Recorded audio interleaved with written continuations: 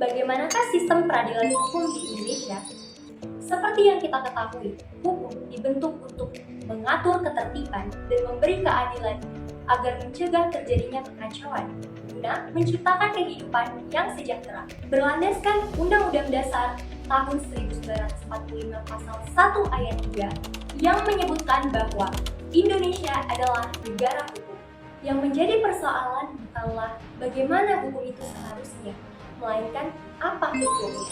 Kitab Undang-Undang Hukum Pidana atau KUHP menjadi acuan bagi lembaga negara dalam menjatuhkan hukuman kepada tersangka maupun korban dalam suatu kasus.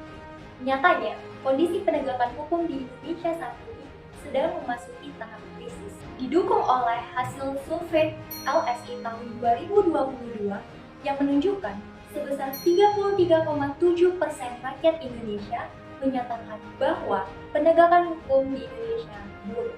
Problematika ini dapat diselesaikan pemerintah dengan cara bersikap adil dalam memberi keputusan tanpa pandang bulu, sehingga menghilangkan persepsi negatif dari masyarakat. Masyarakat juga seharusnya turut berkontribusi dalam merealisasikan hukum di Indonesia. Namun, sangat disayangkan, masih banyak orang-orang yang melanggar aturan dan melakukan tindak kejahatan.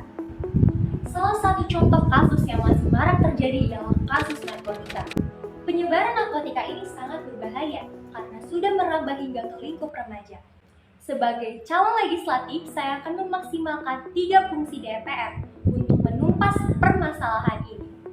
Pada fungsi legislasi, saya akan meninjau kembali dan merevisi ulang pasal 112 dan 127 Undang-Undang Narkotika yang masih terdapat kerancuan di dalamnya dan dinilai tidak adil dalam pengambilan keputusan.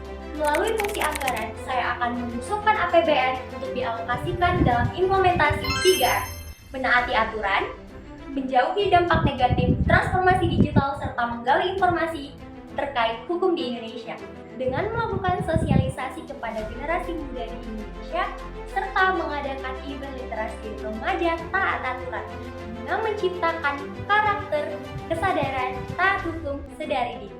Melalui fungsi pengawasan, saya akan mengawasi secara langsung kinerja lembaga negara, upaya mempertegas sanksi yang ada guna menciptakan efek jerah kepada pengedar narkotika, dan bekerja sama dengan Badan Narkotika Nasional beserta Kementerian Hukum dan HAM. Seperti tema Parlemen Remaja tahun 2023, jadilah remaja yang kenal hukum guna memperkuat fondasi hukum di Indonesia.